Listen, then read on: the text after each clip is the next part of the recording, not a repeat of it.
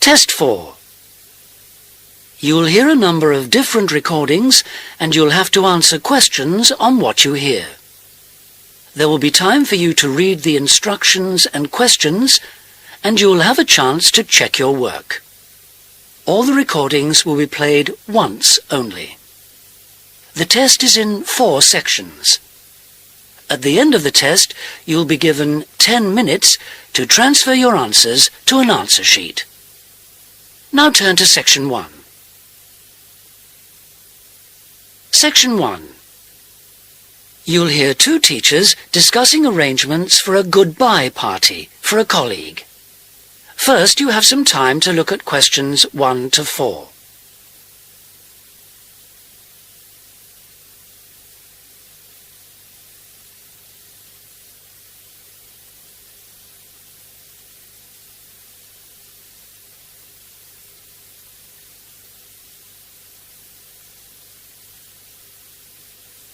You'll see that there is an example that has been done for you. On this occasion only, the conversation relating to this will be played first. Hi, Tony. Thanks ever so much for coming. You know we've been asked to organise something for John's farewell. Yeah, sure. It's about time we started working out details. Exactly. We don't want to leave it so late that it's double the work. Right. Do you want me to take notes? Oh, that'd be great, thanks. Right. First thing is, when is the best time to hold it? Well, he leaves on the 24th of December. So what about the 22nd? Yeah, I think that's about right. We want it quite near the time, don't we? The date of the goodbye party is the 22nd of December.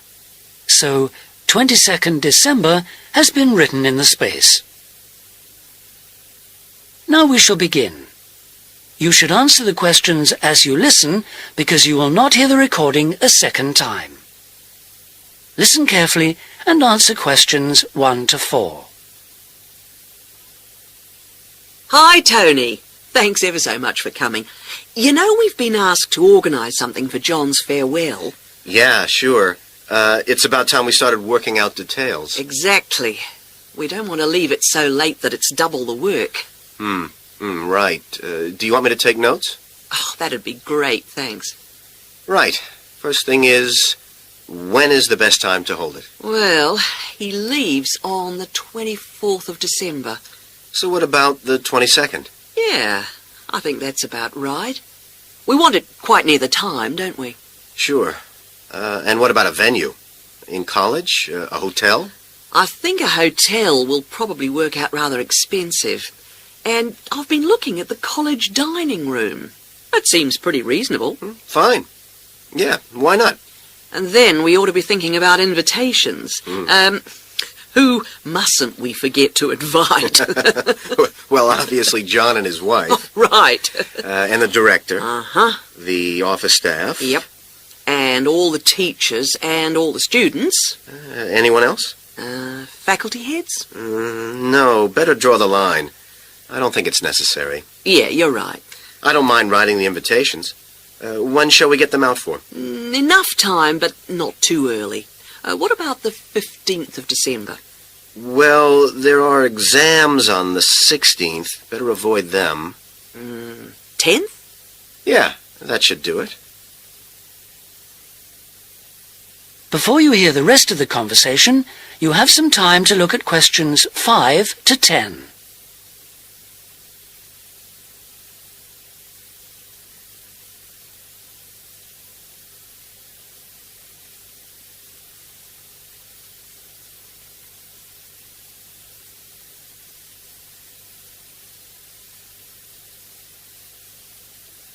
Now listen and answer questions 5 to 10. So, what does that leave? Oh, yes, a present. Would you mind doing that? No, not at all. We usually go round with an envelope during coffee break, don't we? Yeah, coffee break's always the best time, because people have got their money handy. Yeah, exactly. Do we suggest an amount, or does it seem a bit unfair? No, I think people welcome it. We suggested $6 last time. Is that okay? Yeah, plenty, I would have thought. Which should leave us with about $90. Have you any ideas for presents? Well, I've been having a little think. I thought, he loves music. Yeah, and books. So I thought I'd check on prices for, perhaps CD players? Yeah, that's a good idea. And also I thought maybe, a set of dictionaries. I heard him say he needed a good one. The other thing he was saying last week was that his computer printer had broken. No. I'd be really frightened about getting the wrong type. Okay, yeah. The other thing is something for the home. Jill suggested a coffee maker. Oh, yeah. I'll certainly find out what they cost. Okay. Have you got all that down? Yes. Now, we need to think a little more about the money. I know we've got a set amount from the social fund. Right. What does that cover? It's meant to cover the cost of the room. Yeah. And a certain amount for food. And also drinks? Oh, yeah, certainly. But will it be enough? What we've done in the past is to ask guests to bring some snacks. Right. We don't ask them to bring more drinks because we figure that should come from the social fund. Okay. Anything else for the guests to bring? Well, some music, because there'll be a tape deck there in the room, and we can have some dancing later on. Anything else? Well, it's just a thought, but a couple of years ago we had a really good party where we set up, some simple games. Yeah, great. Wasn't it based on photos from the students and teachers? That's right. So we should ask the guests to bring photos. Okay, I'll put it on the invitations. Now, the last thing is, who shall we ask to do the speech? Don't you think it might be nice to have one of the students? Well, then the student leader? Yeah, much better than the director giving speeches again. Okay, then I'll ask her. Lovely. So, is that all? Looks like it. Great. Oh, thanks ever so much. That is the end of section 1. You now have half a minute to check your answers.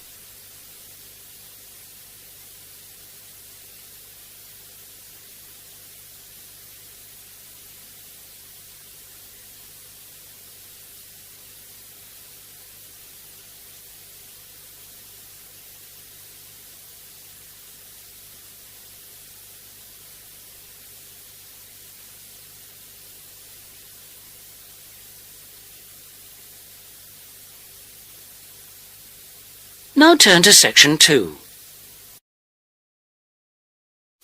Section 2. You'll hear a pre-recorded message on the Travelite Travel Agency information line. First, you have some time to look at questions 11 to 15.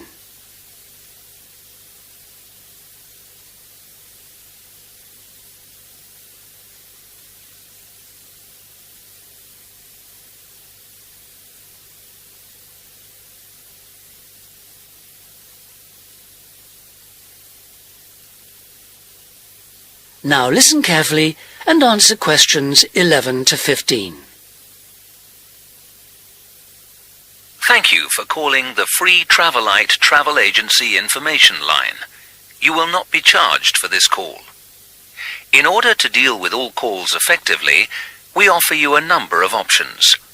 Please listen carefully and press your required number at the appropriate time or dial a new number. If you want to hear about special offers, please press 1. If you want to hear our latest price lists, please press 2. If you want to make a complaint, please press 3. If you want information about our new walking holidays, please press 4 now. Thank you for calling our Travel Light Walking Holidays line. We have been offering a wide variety of walking holidays to suit all tastes for just 3 years, but already we have won 2 awards for excellence in this field. We offer guided walking tours to suit the discerning traveller in 12 different centres throughout the whole of Western Europe. We are planning to open our first centre outside this area in the coming year, so watch out for developments. But the pride of Travel Light is the level of guidance and support we offer on our walks. All are planned in detail by our highly trained guides who all work in a variety of different Travel Light locations, so we can guarantee standards. Each day we offer 3 separate walks catering for all skills and fitness levels. We also pride ourselves on our friendly service, particularly important for the increasing numbers of people who choose to holiday alone. Unlike almost all travel operators who happily charge large supplements for single rooms, we guarantee that no single client will pay more, even when only double rooms are available for them. And the day doesn't end with the return to base. After our dinner at communal tables designed to make all our guests feel part of a family atmosphere, entertainment is laid on nearly every night with tour leaders on hand to organise lectures, games, quizzes, and respond to any special request from guests. Before you hear the rest of the message, you have some time to look at questions 16 to 20.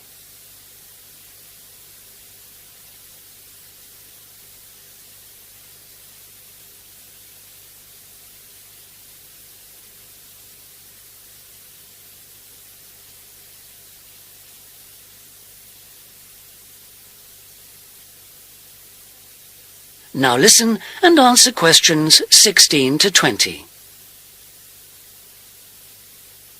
The following is a summary of costs and special inclusive offers on holidays for the coming summer. We have 3 lengths of holiday: 3-day, 7-day, and 14-day. The 3-day holiday costs $180 for all accommodation, food and walking, and for the first time this year, we are including in that price the cost of picking you up from the nearest station. The 7-day holiday costs $350 per person and, as well as including the offers of the 3-day holiday, also includes a magnificent book giving the local history. On top of that, we are able to include free maps for you to better enjoy the walking and even plan in advance if you wish.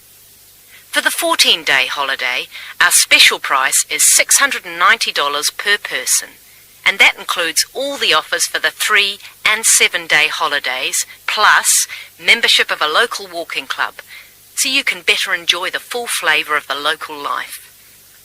For further information, please contact your local travel agent. Thank you for calling the Travel Light Travel Agency Information. That is the end of section 2. You now have half a minute to check your answers.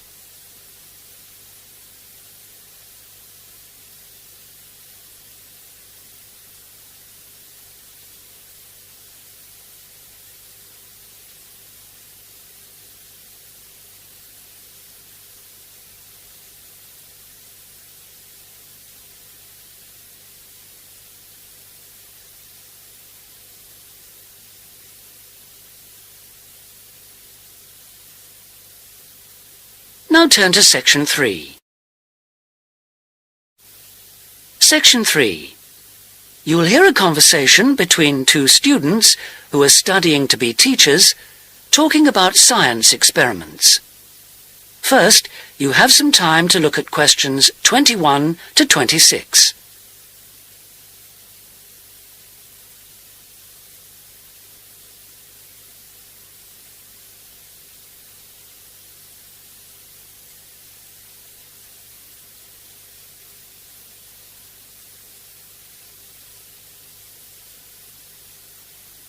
Now listen carefully and answer questions 21 to 26. Hi, Sue. Hi, Mike. So what happened to you last week? Oh, I was sick with the flu. What's this I hear about a big assignment we've got to do? Oh, well, basically, we've got to find 2 science experiments to do with a group of 8-year-old children at the local primary school. And we've got to complete it by the end of the week. That sounds like hard work. Where are we supposed to get the ideas for these experiments from? Well, I managed to get hold of 2 books from the library. Oh, well done. How about if we take a look at the experiments in this book first and see if anything looks suitable? I can make notes as we go about equipment and the purpose of the experiments. OK, let's see. The first experiment is called Make Your Own Hovercraft, which sounds very ambitious. Mind you, you only need 20 balloons and a table. You don't need any special engines or anything like that. What do you do with it all? You blow up the balloons and you balance the table on them. Upside down, of course. And the kids get to ride around on it. You know, the other kids sort of push them around the room. The main purpose is to show how hovercrafts work and how things hover around on just a cushion of air. OK, that doesn't sound too bad. OK, ready for number 2? Mm-hmm. Now, this one is called Unusual Measures of Lengths, and you basically use lots of paper clips. The kids go around the class measuring things, you know, how long the desk is and that sort of thing, and then they all compare their answers. And basically, because not all paper clips are the same length, they should come up with some strange answers. It's supposed to demonstrate the importance of having fixed units of measurement. Yeah, that's not bad. OK, now for number 3, you need rock salt or copper sulfate. Oh, I'm not sure about that. Well, just put down the rock salt then. Apart from that, you only need a jar of water. And basically you dissolve lots of salt into the water and watch the crystals form. So it basically teaches the kids about growing crystals. Yeah, I suppose it would be nice to grow something. Let's move on and have a look at number 4. OK, this one is called Spinning Colour Wheel. It looks like you get some cardboard and draw a circle on it, divide it into 6 equal segments and colour each one in using different colours, then you thread a piece of string through the middle. So we'd need some string as well. Yes, sorry, and you spin the wheel around, and if you can get it spinning fast enough, hopefully the colours all merge and show up as white. Oh, I didn't know that. What's the principle behind it? Well, it's pretty elementary physics, really. It teaches them about how white light, or ordinary light, is made up. Well, that doesn't sound too bad. Now, there's only one more left in this book, isn't there? What does that one say? Well, it's another one where they'd get to make something. Sounds very interesting. You need quite a lot of equipment, actually. A hand drill, an old record, a pin or needle, some paper, and a bolt. Go on. What do they have to do? Well, they basically make a record player. The main idea is to teach them about recording sound. But hopefully they'd also see that you need motion and an amplifier to make the sound heard. OK, well, it does sound interesting. Shall we go through all of those again and decide if any of them are going to be suitable? Before you hear the rest of the conversation, you have some time to look at questions 27 to 30.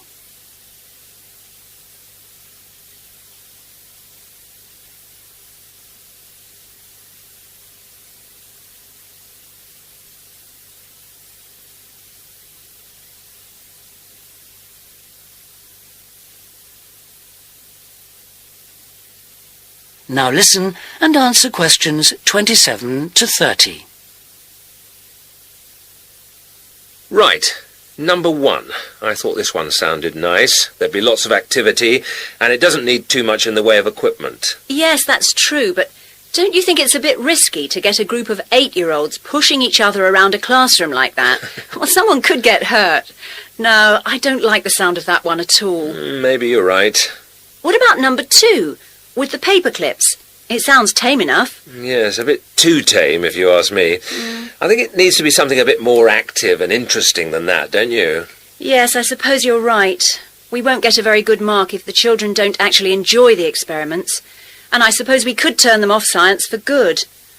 Well, what about the next one, number 3? Now, I quite like the idea of this one. Yes, so do I. But I seem to remember when we did it at high school, We had to wait up to a fortnight before we saw any halfway decent results. Oh, yes. Well, that won't be any good then. We'll only see the kids for 1 or 2 hours at the most. Yes, and we have to do the experiments and write up our results within a week. So that one won't do at all. OK. Well, what did you think of number 4? I like the idea of it, but do you think it will be a bit elementary for them? Well, they are only 8, you know. I know, but you know what I mean. Don't you think the activity itself is a bit babyish? Maybe you're right. They might have fun, but I mean, cutting out a circle and colouring it in. OK. Well, what about number 5? I thought this one sounded a bit too good to be true. Great equipment. Yeah. But don't you think it's a bit ambitious for this age group? I mean, I don't want to start off something and then have to abandon it if they just can't cope with it. I could see us ending up doing just about all of the work for them. I guess you're right. Oh, well, maybe we could store that idea away for later. Yep. Let's hope this second book has something better. The end of section 3. You now have half a minute to check your answers.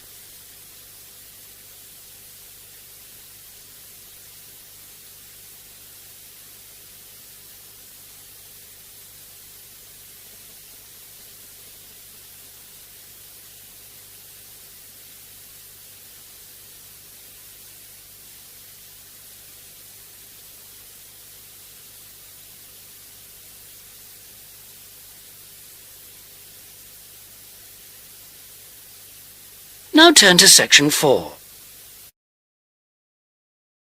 Section 4.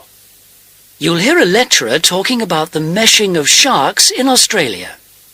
First, you have some time to look at questions 31 to 40.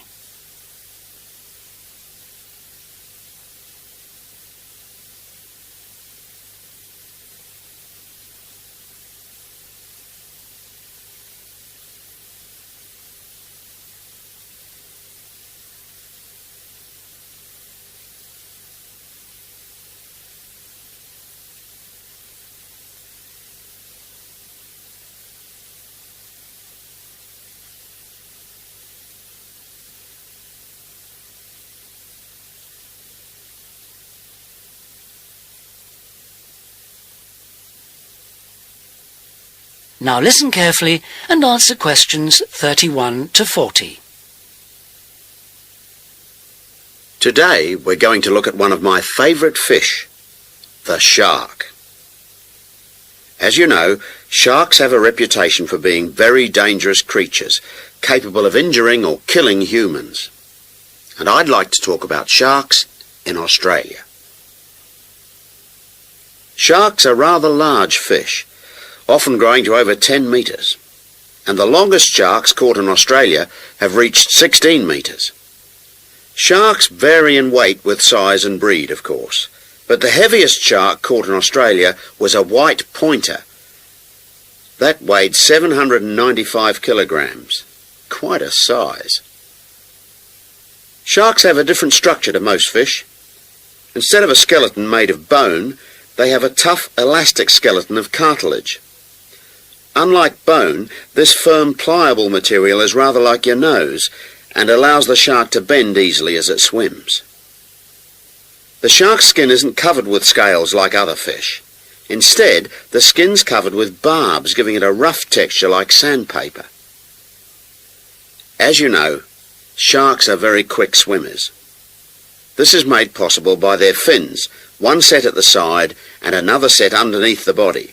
And the tail also helps the shark move forward quickly. Unlike other fish, sharks have to keep swimming if they want to stay at a particular depth, and they rarely swim at the surface.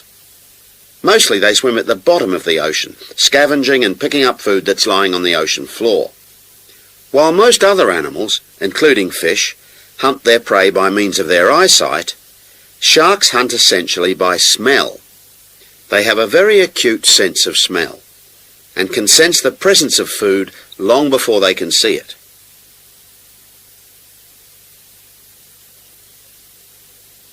In Australia, where people spend a lot of time at the beach, the government has realised that it must prevent sharks from swimming near its beaches. As a result, they've introduced a beach netting program. Beach netting, or meshing, involves setting large nets parallel to the shore. This means that the nets on New South Wales beaches are set on one day and then lifted and taken out to sea on the next day. When shark netting first began in 1939, only the Sydney metropolitan beaches were meshed. These beaches were chosen because beaches near the city are usually the most crowded with swimmers. 10 years later, in 1949, systematic meshing was extended to include the beaches to the south of Sydney. As a result of the general success of the program in Sydney, shark meshing was introduced to the state of Queensland around 1970. The New Zealand authorities also looked at it, but considered meshing uneconomical, as did Tahiti in the Pacific. At around the same time, South Africa introduced meshing to some of its most popular swimming beaches. When meshing began, approximately 1,500 sharks were caught in the first year.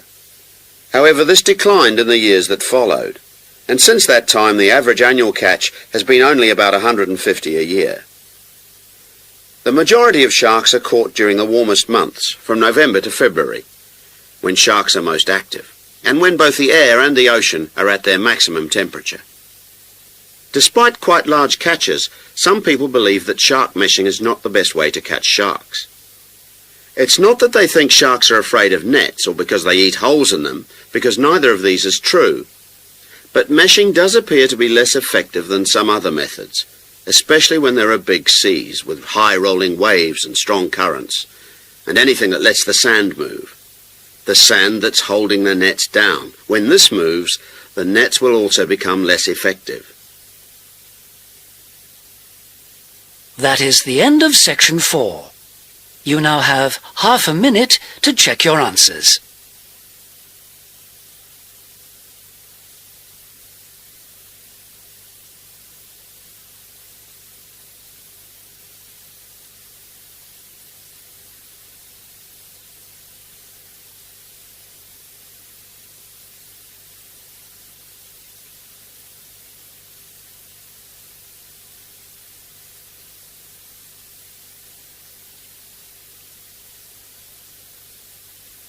That is the end of the listening test. In the IELTS test, you would now have 10 minutes to transfer your answers to the listening answer sheet.